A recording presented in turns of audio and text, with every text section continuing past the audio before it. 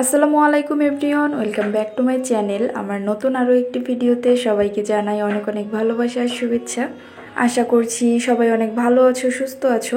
আজ আমি তোমাদের সঙ্গে চমৎকার একটি ভিডিও শেয়ার করতে চলে আসলাম। আশা করছি আজকের ভিডিওটা তোমাদের সবার অনেক ভালো লাগবে। তো এখানে দেখো আমি রেডি হয়ে চলে যাচ্ছি দাওয়াত খেতে।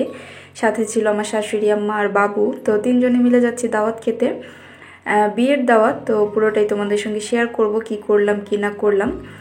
তো প্রচুর গরম ছিল, এই গরমের মধ্যে একদম রেডি হতে ইচ্ছে করতেছিল না। তো আমার শাশুড়ি মা অনেকবার বলতেছিল যে চলো যাই সবাই একসাথে, তো সেজন্য আর কি গেলাম।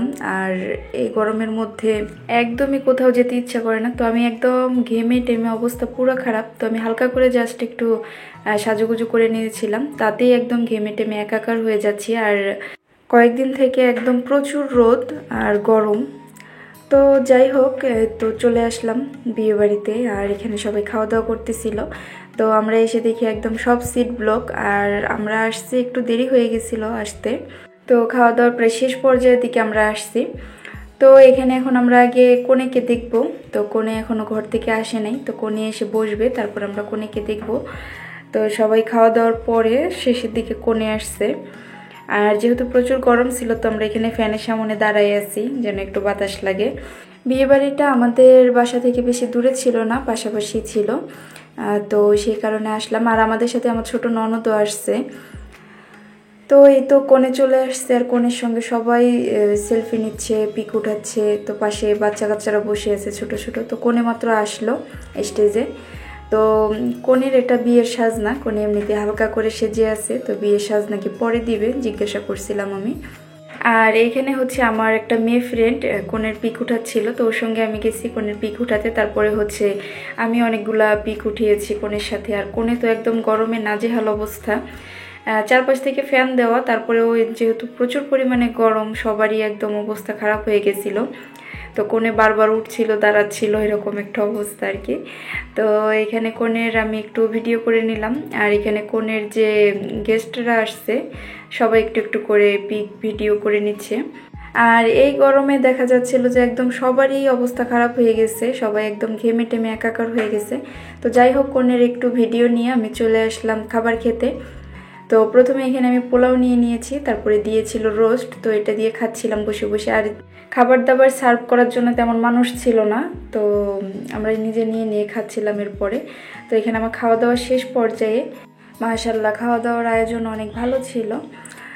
তো এখানে সবাই খাওয়া দাওয়া করতেছিল তখনও বসে বসে। আর যেহেতু প্রচুর মানুষ আসছিল, অনেক ব্যাচে খাওয়া দাওয়াটা হয়েছে আর কি। তো আমাদের যেহেতু সবারই খাওয়া দাওয়া শেষ হয়ে গেছে, আমরা হাতটা ধুয়ে আসলাম। তো এখন গিফট দিবে আমার শাশুড়ি মা। আমার শাশুড়ি মা টাকা দিয়েছিল, তো উনি গিফটটা দিল। আর হচ্ছে আমরা এখান থেকে এখন পান সুপারি খাবো, খেয়ে তারপরে বাড়ির দিকে রওনা হয়ে যাব।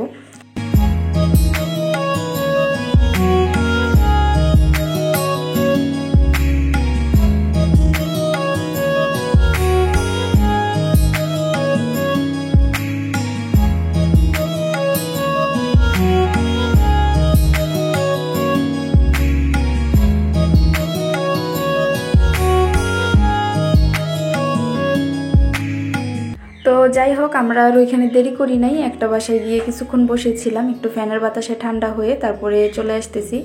আর যেহেতু আমাদের বাসায় আসতে বেশি সময় লাগে না, প্রায় 10 মিনিটের মতো লাগে, তো হেঁটেই চলে আসতেছিলাম। আর বাবু আর আমার শাশুড়ি মা একসাথে আসতেছে। তো দুই দাদি নাতি মিলে সেই রকম গল্প হচ্ছিল, বিয়ে বাড়িতে কেমন খেয়েছে বা কি কি হয়েছে ওগুলো বলতেছিল।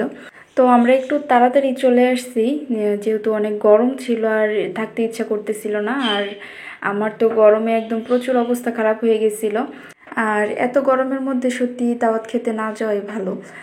তো যাই হোক, এই যে ছেলে গরম সহ্য করতে না পেরে পাঞ্জাবি খুলে ফেলছে, রাস্তাতেই খুলে ওর দাদির হাতে দিচ্ছে।